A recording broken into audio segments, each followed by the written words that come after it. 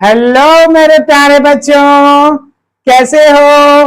आप सभी को सावन सोमवारी की हार्दिक शुभकामनाएं। आशा करता हूं बच्चों आप सभी स्वस्थ होंगे और मस्त होंगे, क्यों ना बच्चों। तो चलिए मेरे प्यारे दोस्तों, आज की क्लास में मैं एक न्यू टॉपिक लेकर आया हूं। आज की क्लास में मैं आपको महावारी के बारे में बताने जा रहा हूं। महावारी अर्थात पीरियड्स, अर्थात रजोधर्म, अर्थात ऋतुस्राव, अर्थात मेंस्ट्रुअल साइकिल। इसके कितने सारे नाम हैं मेरे प्यारे बच्चों, सो प्लीज कंफ्यूज नहीं होंगे। ओके, सो आज के क्लास में हम क्या बात करने वाले हैं? मेंस्ट्रुअल साइकिल के बारे में, मेंस्ट्रुएशंस के बारे में डिस्कस करने जा रहे हैं। Okay, so please carefully read करेंगे। हिंदी मीडियम्स वाले बच्चों के लिए मैं रिक्वेस्ट करता हूं कि इसके बहुत सारे नाम हैं, सो प्लीज केयरफुली रीड करेंगे, क्योंकि इसमें बच्चों इसको महावारी भी बोला जाता है। ओके, ऋतुस्राव भी इसी का ही नाम है, रोजोधर्म भी इसी को ही कह सकते हो। ओके, और इसको अंग्रेजी भाषा में पीरियड्स के नाम से भी जाना जाता है। ओके बच्चों, सो इसके इतने सारे क्या है नेमिंग्स होते हैं, सो प्लीज केयरफुली रीड करिएगा। ओके, ये बहुत ही इंपॉर्टेंट क्वेश्चन है बच्चों। सीजी बोर्ड एग्जाम्स में ये क्वेश्चन हर 1-2 साल के अंतर्गत आते ही रहते हैं। ओके मेरे प्यारे बच्चों, सो प्लीज केयरफुली रीड करेंगे, अच्छे से क्या करेंगे इसको समझेंगे। ओके, सो चलिए देखेंगे मेंस्ट्रुअल साइकिल अर्थात महावारी क्या होता है बच्चों। ये एक ऐसा क्या है, इसमें होता क्या है, इसमें ऋतुस्राव होते हैं। इट मीन्स ब्लीडिंग्स की होते हैं। क्या होते हैं? ब्लीडिंग्स होते हैं बच्चों। ये वार नहीं, ये महावार होता है। अर्थात ये कैसा है, ये हर 28 दिनों के बाद में क्या होता है, रिपीट होता है। ओके बच्चों, इसलिए इसको क्या बोला जाता है, मेंस्ट्रुअल साइकिल बोला जाता है। मेंस्ट्रुअल का मतलब होता है ब्लीडिंग्स, और क्या है, साइकिल का मतलब होता है चक्र। अर्थात मेंस्ट्रुएशन का साइकिल चलता रहता है। ये हर 28 दिनों के बाद में क्या होता है, रिपीट होते हैं। इसलिए इसको आवर्त चक्र भी कहा जाता है। क्या बोला जाता है मेरे प्यारे बच्चों? आवर्त चक्र के नाम से भी जाना जाता है। Okay, so please carefully read करेंगे, specially Hindi medium students.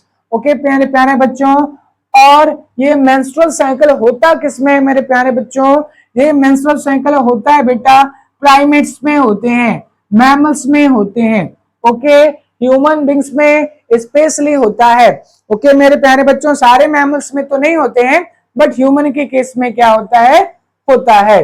Okay, so please आपको केयरफुली रीड करना है। ठीक है, हम प्राइमेट्स में आते हैं, इसलिए हमको क्या कहा जाता है, मैमल्स कहा जाता है। और मैमल्स में क्या है, स्पेशली ह्यूमन के केस में क्या होता है, मेंस्ट्रुअल साइकिल चलता है। ओके मेरे प्यारे बच्चों, सो देखिएगा ये मेंस्ट्रुअल साइकिल अर्थात महावारी आवर्त चक्र ऋतुस्राव कब स्टार्ट होता है? ये बच्चे सिर्फ और सिर्फ फीमेल की बॉडी पर होते हैं। इसकी बॉडी पर होता है, फीमेल मतलब समझ गए ना। ओके, आपकी जो क्या है बालिकाओं के क्या होते हैं, बालिकाओं से शुरुआत होगी, किशोरी के क्या होते हैं, बॉडी पर स्टार्ट होता है। कब होता है सर? 11 से 13 साल की उम्र में, 11 to 13 ईयर्स के स्टेज पर ये प्रारंभ होता है, और ये 45 to 50 ईयर्स की एज तक क्या होता है, चलता रहता है। ओके मेरे प्यारे बच्चों, सो प्लीज केयरफुली रीड करिएगा, बहुत ही ज्यादा इंपॉर्टेंट कॉन्सेप्ट है। ओके, सो प्लीज एक बार फिर से बता दे रहा हूं, ये स्टार्ट कब होगी? ये सिर्फ और सिर्फ लड़कियों के शरीर में स्टार्ट होता है, फीमेल बॉडी पर ही क्या होते हैं, आपके मेंस्ट्रुअल साइकिल दिखाई देते हैं। ओके, और ये स्टार्ट होता है बच्चों 11 से 13 साल के बाद, अर्थात सेकेंडरी ग्रोथ होने के बाद ही क्या होगा, ये दिखाई देता है। ओके मेरे प्यारे बच्चों, ये स्टार्ट होता है और ये चलता कितने दिनों तक है? हर 28 दिनों के बाद में ये साइकिल क्या होगा, रिपीट होगा। हर 28 दिनों के बाद में क्या होगी, ये साइकिल रिपीट होगी। ओके, क्लियर है कि नहीं है? और इसको कौन कंट्रोल करता है? मेंस्ट्रुअल साइकिल को कौन कंट्रोल करता है, कौन रेगुलेट करता है? तो मैं बता दूं मेंस्ट्रुअल साइकिल को 4 हार्मोन्स क्या करते हैं, रेगुलेट करते हैं। ओके, कौन कौन सा वो हार्मोन्स है सर बता दीजिए। सो प्लीज बच्चों आप लोगों को केयरफुली रीड करना है वो 4 हार्मोन्स के नाम जो क्या करता है, मेंस्ट्रुअल साइकिल को रेगुलेट करता है। ओके, कौन कौन से हार्मोन्स हैं, FSH हार्मोन्स, कौन सा हार्मोन्स, FSH। दूसरा क्या है, LH। ओके, थर्ड क्या होता है बेटा, progesterone hormones. Okay, and last होता है एस्ट्रोजन हार्मोन्स, क्या करते हैं, रेगुलेट करते हैं। इसकी हार्मोन्स की लेवल अप एंड डाउन होने से मेंस्ट्रुअल साइकिल को इफेक्ट पड़ता है। ओके, सो प्लीज अच्छे से रीड आउट करेंगे। The first menstrual cycle start होता है फीमेल की बॉडी पर, तब उसको बोला जाता है मेनार्की। अच्छे से याद रखिए, इस पर भी सवाल आए हुए हैं। मेनार्की कब बोला जाता है, जब क्या होगी, फर्स्ट टाइम पर फीमेल की बॉडी पर मेंस्ट्रुअल साइकिल स्टार्ट होगी तो फर्स्ट मेंस्ट्रुअल साइकिल को क्या बोला जाता है बच्चों, मेनार्की बोला जाता है। और जब क्या होता है 45 से 50 साल के बीच में क्या होता है, लास्ट टाइम पर क्या होता है, मेंस्ट्रुअल साइकिल कंप्लीट होता है, तब उसको बोला जाता है मेनापॉज। ओके मेरे प्यारे बच्चों याद रखिएगा क्या बोला जाएगा, menopause. Okay, so please carefully read करेंगे। ओके, क्लियर है कि नहीं है, ठीक है। अब इसके बाद एक बार चेक करते हैं इसके साइकिल किस टाइप से कंप्लीट होगा। ओके, तो बेटा इसका जो साइकिल होता है वो 28 दिनों में कंप्लीट होता है। इसमें आपको 4 स्टेज दिखाई दे सकते हैं, 4 इंपॉर्टेंट स्टेज दिखाई दे सकते हैं। द फर्स्ट स्टेज है बेटा मेंस्ट्रुएशन। मेंस्ट्रुएशन का मतलब क्या होता है, इसमें ब्लीडिंग्स होते हैं। ओके मेरे प्यारे बच्चों, जो क्या होते हैं, फीमेल का यूट्रस होता है वो 3 क्या होते हैं, मेम्ब्रेन से बना होता है। ओके बच्चों, 3 मेट्रियम से बना होता है। कौन कौन से मेट्रियम से बना होता है सर, तो याद रखेंगे आपका जो क्या होता है, एंडोमेट्रियम, पेरीमेट्रियम और मीजोमेट्रियम, जिसको मायोमेट्रियम भी कहते हैं, इससे बना होता है। ओके मेरे प्यारे बच्चों, सो मीजोमेट्रियम, एंडोमेट्रियम एंड पेरीमेट्रियम से हमारा यूट्रस बना होता है और इसी यूट्रस पर क्या होता है बच्चों, प्लेसेंटा का फॉर्मेशन होता है, बच्चा स्टीक होता है। ओके, सो मेरे प्यारे बच्चों 1 से 5 डेज के बीच में क्या होगी, ब्लीडिंग स्टार्ट होगी। अर्थात क्या होते हैं, 1 से 5 दिनों तक ब्लीडिंग्स आते हैं फीमेल की बॉडी पर। ओके ओके, क्लियर है कि नहीं है। इस दौरान पर क्या होगी, एंडोमेट्रियम का वॉल क्या हो जाता है, पूरी तरफ से क्या हो जाता है, रप्चर हो जाता है। उसमें जितने भी ब्लड वेसल्स होते हैं सब के सब क्या होते हैं, स्रावित हो जाते हैं। ओके मेरे प्यारे बच्चों, अब इसके बाद में देखेंगे सेकंड स्टेप, 5 दिनों तक तो चल गया मेंस्ट्रुएशन, आ गई बच्चों।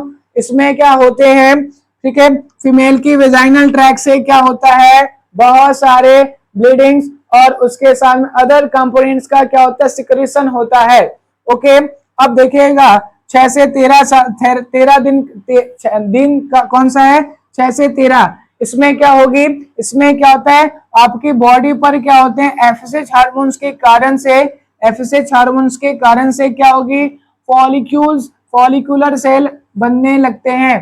क्या बनने लगते हैं बेटा, फॉलिकुलर सेल बनने लगते हैं। कौन से हार्मोन्स के कारण से, एफएसएच हार्मोन्स की लेवल के कारण से क्या होगी, आपका फॉलिकुलर सेल क्या होते हैं, कंटिन्यूअस मैच्योर होने लगते हैं। ओके मेरे प्यारे बच्चों, और वो पहुंच जाते हैं आप कितने दिनों के बाद में, 14 डेज की स्टेज तक वो सेकेंडरी oocyte के कंडीशन पर पहुंच जाते हैं।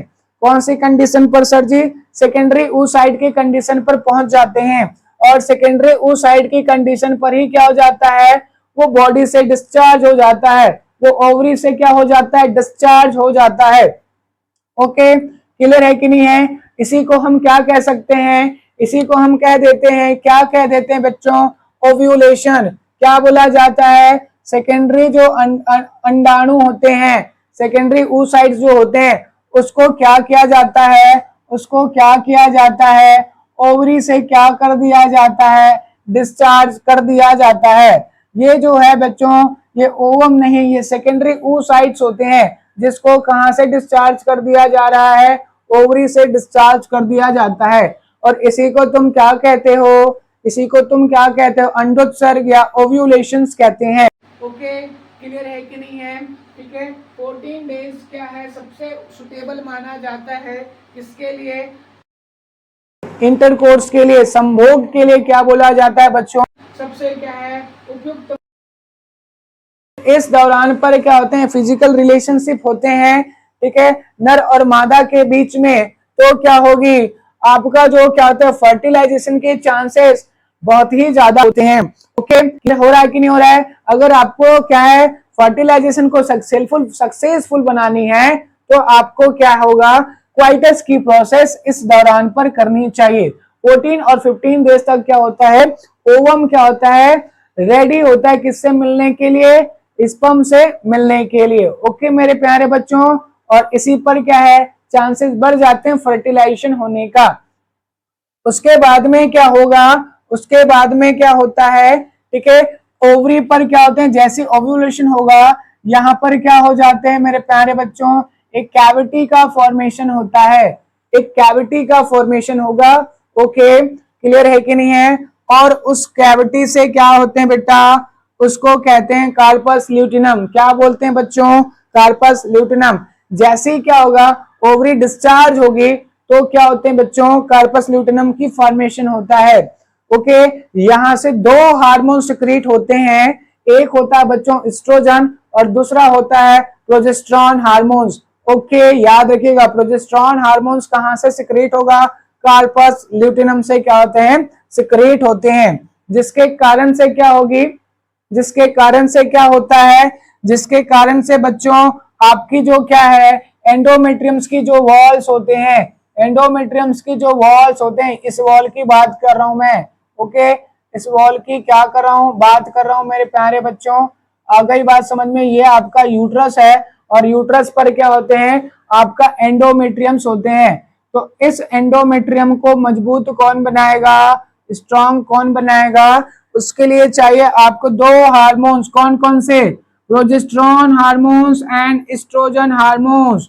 दोनों ही हार्मोन्स बहुत ज्यादा इंपॉर्टेंट है किसके लिए, किसके लिए, ठीक है, एंडोमेट्रियम्स की वॉल को मजबूत बनाने के लिए। क्योंकि क्या है मेरे प्यारे बच्चों, अगर क्या होगी, अगर फर्टिलाइजेशन हो गया, अगर फर्टिलाइजेशन हो गया तो जो जाइगोटिक सेल होती हैं वो कहां पास आकर अटैच्ड होगा, इम्प्लांटेशन कहां पास होगी, इसी वॉल पर क्या होना है, इम्प्लांट होना है, किसको, ब्लास्टोसिस्ट को। ओके, अब इस जगह पर अगर इम्प्लांट होगा तो उससे पहले इसको मजबूत बनाना पड़ता है। क्या बनाना पड़ता है, मजबूत बनाना पड़ता है।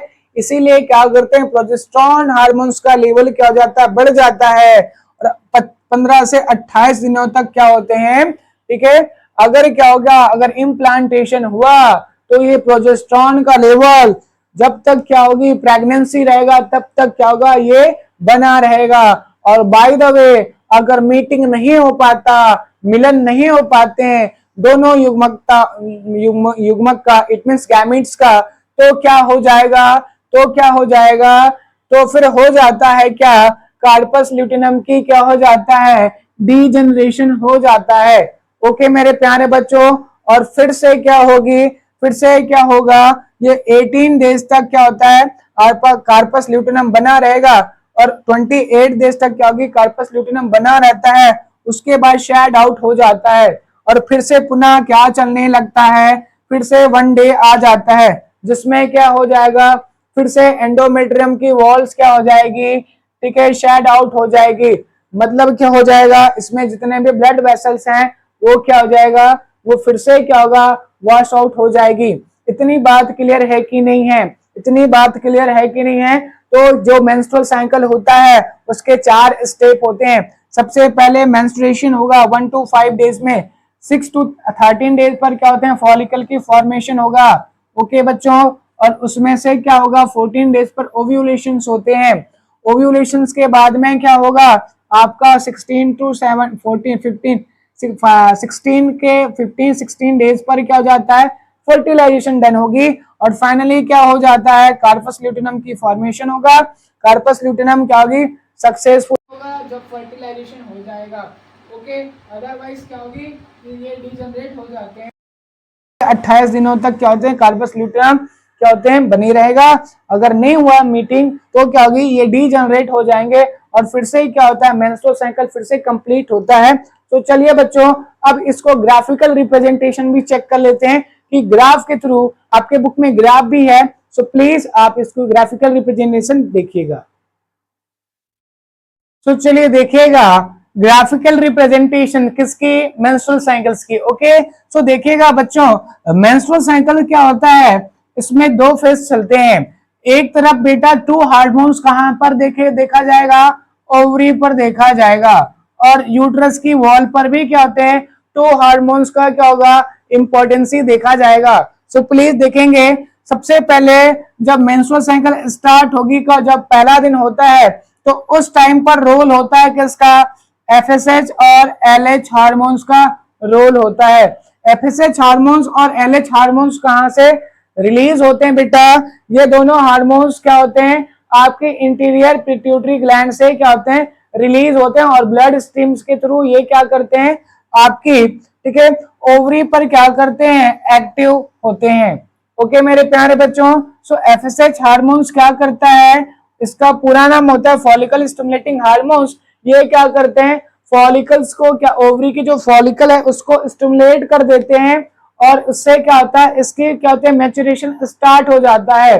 ओके मेरे प्यारे बच्चों, अब ये क्या होगा, धीरे धीरे धीरे धीरे करके क्या हो जाता है, 14 डेज पर क्या हो जाते हैं, पिक पॉइंट पर पहुंच जाता है।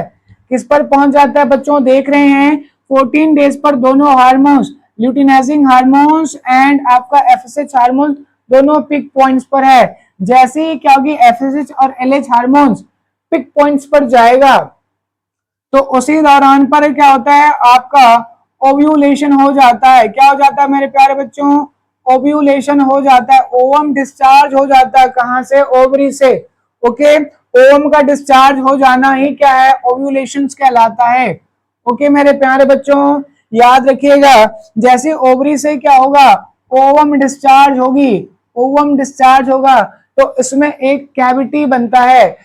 और देखिएगा, जैसे जैसे क्या एफएसएच हार्मोन्स 14 डेज पर होगा, सेम टू सेम ओवरी पर भी क्या, टू हार्मोन्स कंट्रोल चल रहा है, टू हार्मोन्स के रेगुलेशन चल रहा है, और इधर यूट्राइन वॉल पर भी क्या है, टू हार्मोन्स का लेवल चेक कर सकते हैं। यहाँ ओवरी पर क्या है, एफएसएच और एलएच हार्मोन्स का फंक्शन चेक करेंगे, और यूट्रस पर क्या करेंगे, एस्ट्रोजन और प्रोजेस्टेरोन का लेवल चेक करेंगे। ओके मेरे प्यारे बच्चों, देखिएगा एस्ट्रोजन और प्रोजेस्टेरोन का लेवल क्या होता है, पहले तो कम होता है, ठीक है 14 डेज तक तो कम होता है, लेकिन उसके बाद देखिएगा अचानक से जैसे क्या होगी, कार्पस ल्यूटेनम बनेगा, कार्पस ल्यूटेनम बनेगा, अचानक से क्या होता है, प्रोजेस्टेरोन और एस्ट्रोजन हार्मोन्स का लेवल आप चेक कर सकते हैं। ओके मेरे प्यारे बच्चों, स्पेशली प्रोजेस्टेरोन हार्मोन्स का लेवल क्या हो जाता है, जो आपका क्या है 17 से 20 दिनों का जो टाइम ड्यूरेशन होगा, इसमें क्या हो जाता है, आपका कार्पस ल्यूटेनम फॉर्म हो चुके रहते हैं, और इसी से क्या होता है, प्रोजेस्टेरोन हार्मोन्स हाई अमाउंट पर क्या होते हैं, सिक्रेट होते हैं, जिसके कारण से क्या होता है, हमारी एंडोमेट्रियम की वॉल बहुत ज्यादा मजबूत हो जाता है, ताकि क्या हो सके, इम्प्लांट हो सके। अगर बाय द वे अगर फर्टिलाइजेशन हुआ तो क्या होगी, इम्प्लांटेशन तो होगी ना, इसके लिए पूरी तरह से रेडी होता है कौन कौन मेरे प्यारे बच्चों, एंडोमेट्रियम की वॉल्स। ओके, सो क्या होगी, जैसी प्रोजेस्टेरोन का लेवल हाई होगा, एंडोमेट्रियम की वॉल क्या हो जाएगी, थिक हो जाएगी, और क्या हो जाता है, मजबूत हो जाते हैं, ताकि अगर इम्प्लांटेशन की केस आया तो वो क्या हो सके, ब्लास्टोसिस्ट को अटैच करवा सके। ओके मेरे प्यारे बच्चों, सो इस तरह से 20 डेज तक क्या हो जाते हैं, अच्छे मजबूत क्या हो जाते हैं, एंडोमेट्रियम की वॉल बन जाते हैं। बट क्या हो जाता है, बाय द वे अगर फर्टिलाइजेशन नहीं होगा तो ये क्या होते हैं, इसकी कार्पस ल्यूटेनम धीरे धीरे डीजनरेट होना स्टार्ट कर देता है, जिसके कारण से बच्चों प्रोजेस्टेरोन का लेवल डाउन हो जाता है, डाउन हो जाता है, और फाइनली 28वें दिन तक क्या हो जाता है, आपका कार्पस ल्यूटेनम पूरी तरह से डीजनरेट हो जाता है, और इसी डीजनरेशन के कारण से क्या हो जाएगा, प्रोजेस्टेरोन का लेवल क्या हो जाता है, गिर जाता है, और फिर से क्या होता है, फिर से इंटीरियर पिट्यूटरी से कौन सा हार्मोन रिलीज होता है बेटा, एफएसएच हार्मोन फिर से रिलीज होना स्टार्ट कर देता है। तो इस तरह से क्या होगी, ये प्रोसेस चलता रहता है। जैसी क्या होगी, एक बात आपको बता देता हूं, अगर एफएसएच हार्मोन्स का लेवल हाई है तो प्रोजेस्टेरोन हार्मोन्स का लेवल लो होगा। ओके बच्चों, एफएसएच हार्मोन के कारण से क्या होगी, ओव्यूलेशन होगी। और क्या होगी बेटा, ओके, एफएसएच हार्मोन्स के कारण से, एलएच हार्मोन्स के कारण से क्या होता है, ओव्यूलेशन होता है। बट क्या होता है, ठीक है, आपका प्रोजेस्टेरोन हार्मोन्स की लेवल अगर हाई होगी तो फिर क्या होगा, इम्प्लांटेशन के चांसेस बढ़ जाएंगे, मेंडोमेट्रियम की वॉल्स मजबूत हो जाएगा। जैसे कि प्रेगनेंसी अगर होता है तो उस टाइम पर क्या होती है, प्रोजेस्टेरोन का लेवल हाई होता है और एफएसएच हार्मोन्स क्या होते हैं, लो होता है, जिसके कारण से ओवम नहीं बनता, अर्थात क्या होगी, प्रेगनेंसी के टाइम पर पीरियड्स नहीं आएंगे। ओके, क्योंकि प्रोजेस्टेरोन का लेवल हाई है तो वेंडोमेट्रियम की वॉल बहुत ज्यादा स्ट्रांग होगी, वो शेड आउट नहीं कर सकता। लेकिन क्या है, ठीक है, अगर नहीं होगी तो एफएसएच हार्मोन फिर से रिटर्न आ जाएगा। तो इस तरह से बच्चों एफएसएच और प्रोजेस्टेरोन हार्मोन्स का के ऊपर में क्या होगी, कि ऊपर में क्या होता है, मेंस्ट्रुअल साइकिल डिपेंड करता है। तो प्लीज आप लोगों को आशा करता हूं कि ये लेक्चर पसंद आया होगा और समझ में भी आया होगा। अगर कुछ समझ में ना आए मेरे प्यारे बच्चों तो क्या करना, आप लोग एक कमेंट कर देना कि आपको जो भी डाउट होगा तो उसके समाधान में अगले वीडियो में कर सकता हूं। सो प्लीज इस टॉपिक को बहुत अच्छे से रीड आउट करिएगा, क्योंकि इस टॉपिक से क्वेश्चन बनने के चांसेस ज्यादा है। सो प्लीज बच्चों, अगर आप नए होंगे, वीडियो को फर्स्ट टाइम देख रहे होंगे तो लाइक करें, सब्सक्राइब करें, कमेंट करें और छत्तीसगढ़ के तमाम बच्चों के पास शेयर कीजिए ताकि इस वीडियो को देखकर अपने ज्ञान को बढ़ा सके। Thank you.